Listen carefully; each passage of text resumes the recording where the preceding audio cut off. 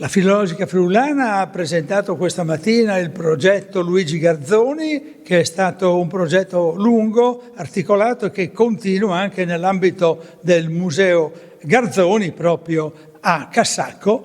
Siamo insieme con il presidente della Filologica Friulana, il dottor Federico Vicario, e siamo insieme con il dottor Daniele Garzoni, che è un erede del grande maestro e studioso e musicologo. Innanzitutto, Presidente Vicario, la Filologica ha ospitato questo incontro questa mattina qui alla Filologica, dal quale palazzo vi parliamo, per fare il punto di quello che è avvenuto finora per la valorizzazione di questo studioso.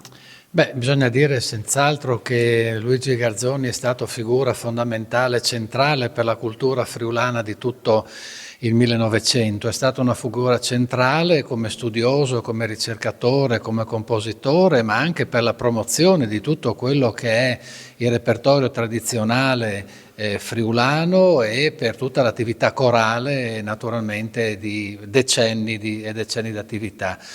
Quindi una intensissima attività, come dire, che si è declinata anche con una grande qualità, diciamo, per quanto riguarda la composizione, di un impegno straordinario, veramente cantore della nostra terra. Questo progetto, diciamo, cerca di valorizzare, cerca di promuovere nella figura e l'eredità di lavoro e anche, vorrei dire, l'eredità morale, ed è un lavoro che appunto parte da lontano, ma come tutte le grandi persone anche, diciamo, c'è bisogno di tanto lavoro, di tanti anni.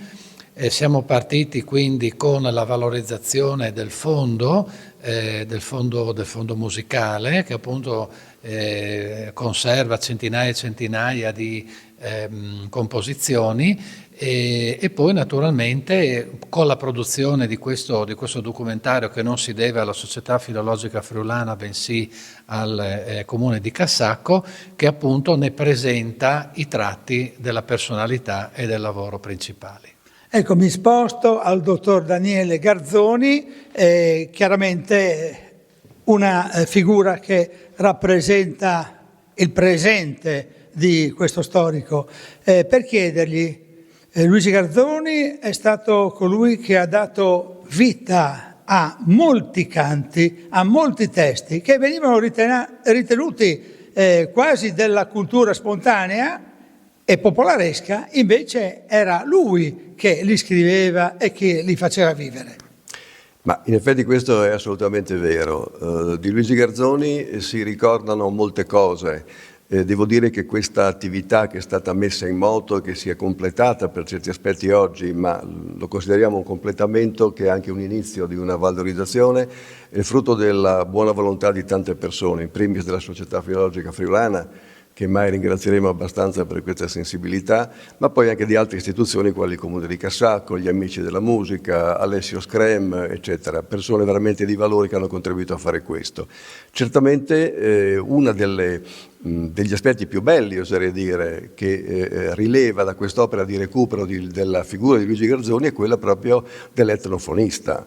Cioè Luigi Garzoni, mio nonno, ha recuperato tante musiche che sarebbero molto probabilmente rimaste o sarebbero scomparse o sarebbero rimaste nell'oblio se lui non avesse girato negli anni 10, anni 20, anni 30 per il Friuli, per la Carnia in particolare. In bicicletta, come è stato detto. E in corriera, perché lui non guidava ma amava la bicicletta o la corriera, per farsi cantare queste nenie, questi canti, queste villotte dalle donne davanti al fogolar, davanti alla porta di casa. Lui le ha trascritte sul pentagramma e così le ha salvate. Tant'è vero che nell'archivio abbiamo trovato una bellissima citazione dove, fatta da altre persone di cultura del tempo, che dicevano Garzoni ha fatto quest'opera meritoria, magari fosse stata fatta 50-60 anni prima, perciò a cavallo dall'800 al 900, per tante altre attività che si sarebbero così salvate.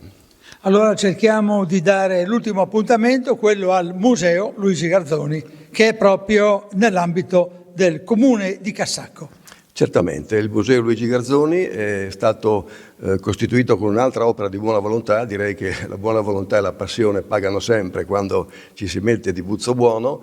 Il Comune di Casaco è stato fondamentale nell'ottenere i contributi per poterlo realizzare, e la famiglia ha avuto il tempo, la pazienza, assieme ad altri ottimi collaboratori, di dare decine e decine, se non centinaia di reperti, di oggetti, di spartiti di cose che hanno consentito di realizzare questo pregevole museo. Presidente Vicario, un accenno anche al sito internet e naturalmente al filmato documentario che caratterizza l'opera di questo studioso.